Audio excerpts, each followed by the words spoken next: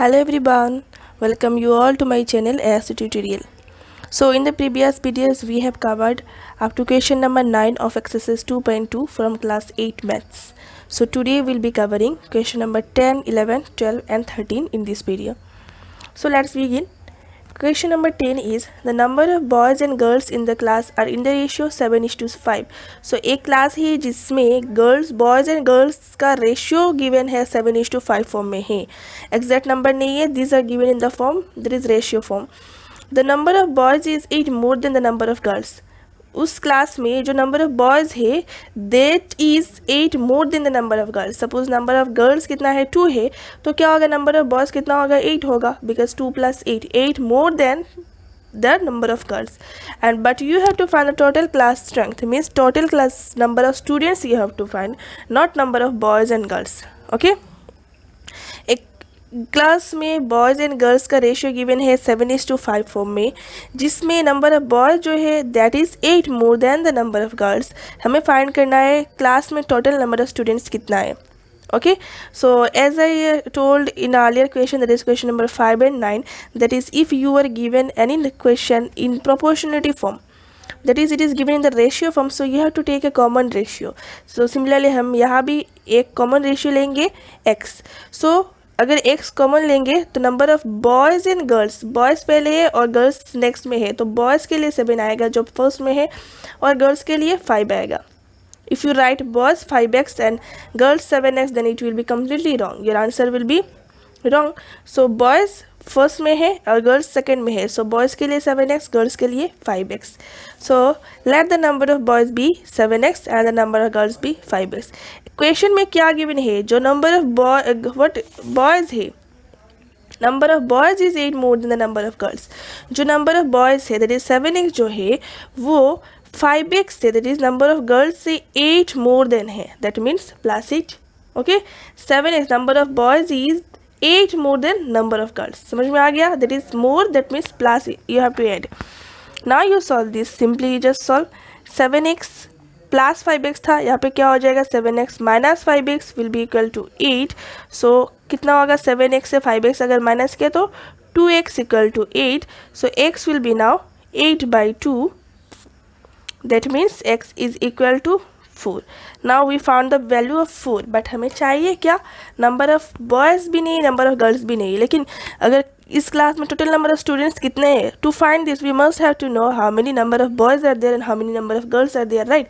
So therefore number of boys कितना आ गया अभी, number of boys is equal to कितना था 7x, so it will be 7x and x का वैल्यू कितना है 4, that means 7 × 4, that means 28. Clear. And number of girls कितना आएगा,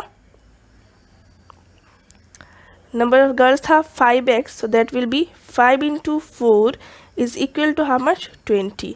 सो we found the number of boys and number of girls, but हमें चाहिए क्या, टोटल क्लास स्ट्रेंथ.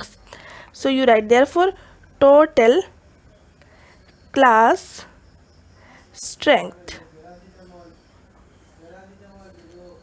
तो टोटल क्लास स्ट्रेंथ कितना होगा, number of boys plus number of girls. आपकी class में टोटल 2 बॉयज़ है और 5 गर्ल्स है, तो टोटल नंबर ऑफ स्टूडेंट्स कितना है 7. How you found the 7, 2 + 5. Similarly number of boys के साथ नंबर ऑफ गर्ल्स ऐड कर दो, that is 28 + 20 you shall gate 48. सो इस क्लास में टोटल नंबर ऑफ स्टूडेंट्स कितना है 48. नाउ यू वेरीफाई, हमें क्वेश्चन में क्या था कि नंबर ऑफ बॉयज़ जो है वो गर्ल्स से 8 ज़्यादा है, तो चेक करो नंबर ऑफ गर्ल्स 20 आया और number of boys 28, that means 8 more than number of girls. Clear, understood. So let's proceed to next question, that is question number 11. Question number 11 is Baichung's father is 26 years younger than Baichung's grandfather. Baichung's father जो है उनका age जो है that is 26 years younger than Baichung's grandfather. यहाँ पे एक लड़का है जो है बाईचूंग, उसके पापा का एज है 26 years younger than his grandfather. So for this we must have to know what is the age of Baichung's father, right. आपका पापा का एज आपकी ग्रैंडफादर से सपोज 10 ईयर्स कम है, ऐसा तो नहीं होगा, फिर भी जस्ट लेट इट. सो क्या होगा आपकी, first of all you have to know what is your father's age, right, so that आपका ग्रैंडफादर का एज आपको पता होगा. So here it is given Baichung's father is 26 years younger than Baichung's grandfather. So हम क्या करेंगे, let Baichung's father's age is suppose x years. So it is given 26 years younger than Baichung's grandfather. If Baichung's father age is x years, then what will be Baichung's grandfather? अगर Baichung's father 26 years younger है Baichung's grandfather से, so Baichung's grandfather will be x plus 26, right? Suppose your age is 6 years and your father is suppose 10 years more than you, then what is your father's age? 10 plus 6, 16, right? So similarly here you have to add Baichung's father age with Baichung's grandfather's age. आ गए इतना तक समझ में? So next it is given and what Baichung's grandfather and 29 years older than Baichung, लेकिन वो क्या है Baichung, लेकिन अपने बेटे से वो 29 years older है, मीन्स वो बड़ा है. That means to find Baichung's age, तो क्या होगा, वो अपने पापा से 29 years कम होगा उसका age, right. So first of all we shall let Baichung's father age age x. समझ में आ गया? क्वेश्चन में गिवन है Baichung's फर्दर जो है उनका एज उनके फादर से, दैट इज Baichung's ग्रैंडफादर से क्या है 26 years कम है. That means Baichung's grandfather age will be x plus 26. So given again Baichung's age से उनके grandfather का age कितना है 29 years ज़्यादा है, तो Baichung का age कम होगा 29 years. So हम क्या करेंगे, उसके पापा की age से उसका जो age है Baichung का age वो हम माइनस करेंगे.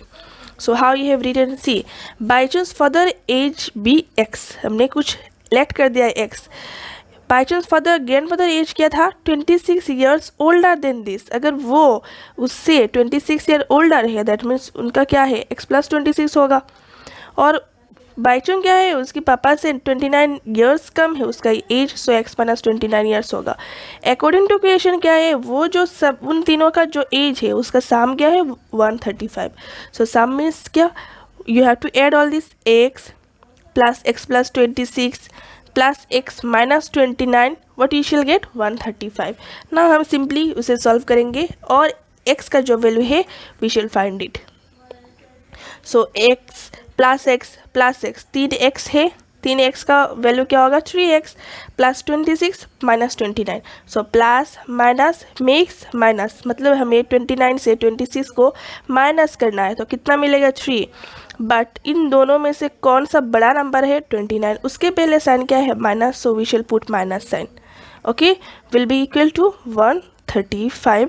सो 3x का वैल्यू क्या होगा अभी 135 माइनस 3 था, वो क्या होगा plus 3. So it will be 3x will be equal to 138. ना हमें दैट 138 को 3 से डिवाइड करना है. अगर हम डिवाइड करते हैं how much we shall get 46. Check कर लेना डिवाइड करके. If we divide 138 by 3 we shall get 46. अगर हमें x का वैल्यू 46 मिल गया दैट मीन्स हमें क्या मिल गया Baichung's का फादर का एज, क्योंकि वो था x. That means we shall write therefore Baichung's क्या नाम है Baichung's फादर एज कितना x था, that means 46 years. And Baichung's grandfather का एज कितना होगा अभी, grandfather's age is equal to x plus 26 था, मीन्स 46. x का वैल्यू है 46 प्लस 26 years. सो 46 प्लस 26 कितना होता है 6 2 12 का 2 4 2 6 plus 1 7 72 years. And Baichung's age, what x minus 29, that means 46. x का वैल्यू तो 46 है, सो 46 माइनस 29. अगर 46 से 29 सब्ट्रैक्ट किया, if we subtract it 46 minus 29 we shall get what 17 years. अब हमें Baichung's का भी एज, उसके पापा का एज, उसके दादा का एज, सबका एज हमें मिल गया, वही हमें फाइंड करना था. सो क्वेश्चन में वही था ना, what is the age of each one of them. So we found the value, that is we found what was their age. Okay, so let's proceed to next question. Question number 12. Question number 12 is 15 years from now, Rabi's age will be 4 times his present age. Means Rabi का जो 15 years के बाद में जो as होगा वो उसका जो प्रेजेंट एज है, अभी जो एज है उसका, उससे 4 गुना ज़्यादा हो जाएगा. Okay, what is Rabi's present age, you have to find. Okay, so suppose अभी उसका एज क्या है, सपोज 2 ईयर्स, तो 15 ईयर्स के बाद उसका जो एज होगा, देन 15 ईयर्स के बाद क्या होगा, 2 + 15, वो क्या होगा, उससे 4 टाइम्स हो जाएगा. जो प्रेजेंट ही एज है उससे 4 टाइम्स हो जाएगा. Then what is his present age, you have to find. So let us take Rabi's present age be x years, वही हमें फाइंड करना है. So we shall take that age x years. Okay, so according to question क्या है, 15 years के बाद, तो 15 years के बाद उसका एज क्या होगा, x + 15. वो किसका इक्वल होगा, उसका जो प्रेजेंट एज है दैट इज x, उसके 4 टाइम्स हो जाएगा, that is 4x. Okay, and we have to find his present age. So if x it is given here, x + 15 = 4x, तो 4x का हम इस साइड में लेके आ जाते हैं, that will be x - 4x. यहाँ पे कोई साइन नहीं है, मतलब उसके पहले साइन प्लस है, इज इक्वल टू क्या होगा, 15 वहाँ पे प्लस था, अभी वो -15 हो जाएगा.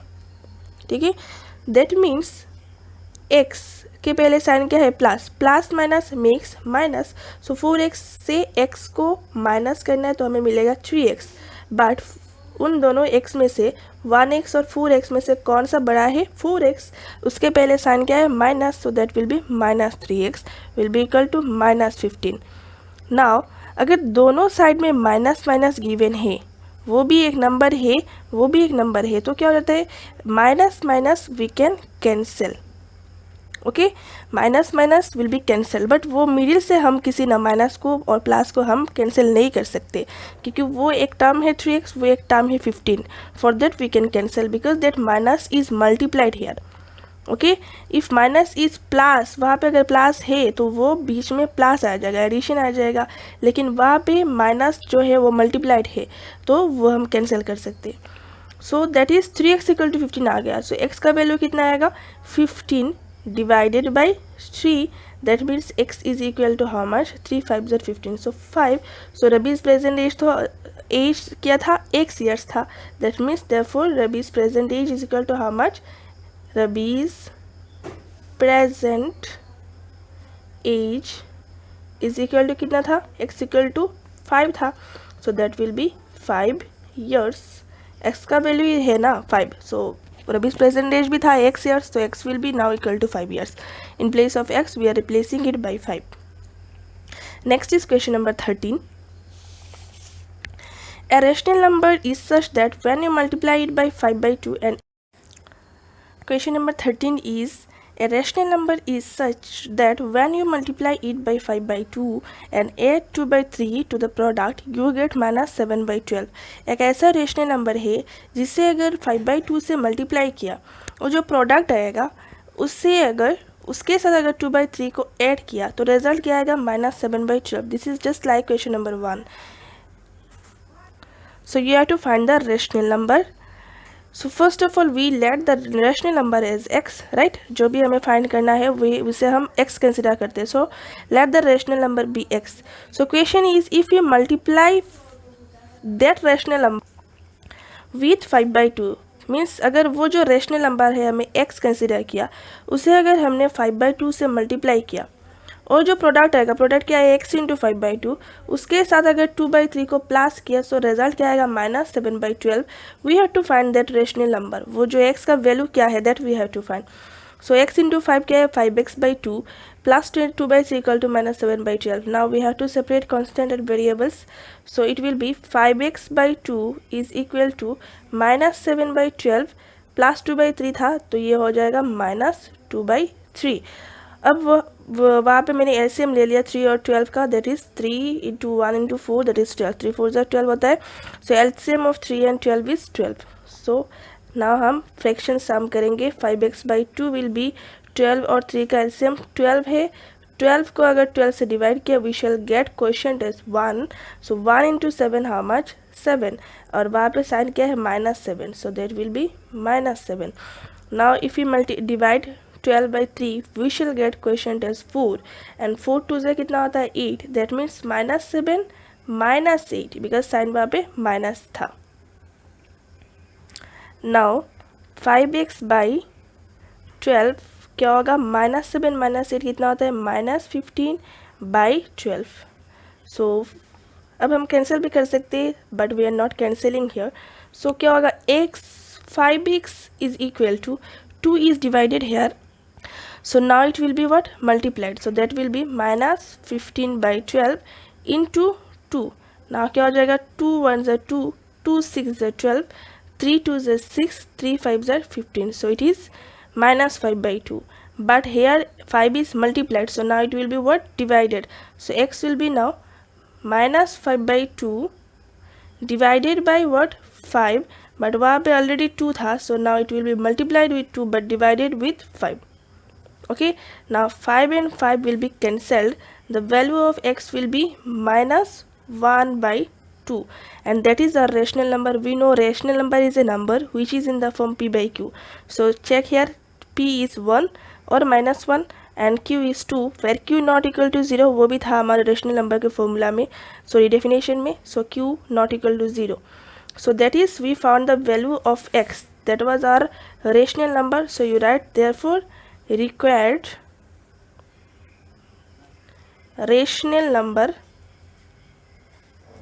is equal to what, x था, x का वैल्यू क्या आ गया अभी, -1/2, so that is the answer, we found the rational number। okay, I hope you have understood question number 11 12 sorry 10 11 12 and 13 today। next question we shall do on the next video, तब तक के लिए bye, have a nice day ahead।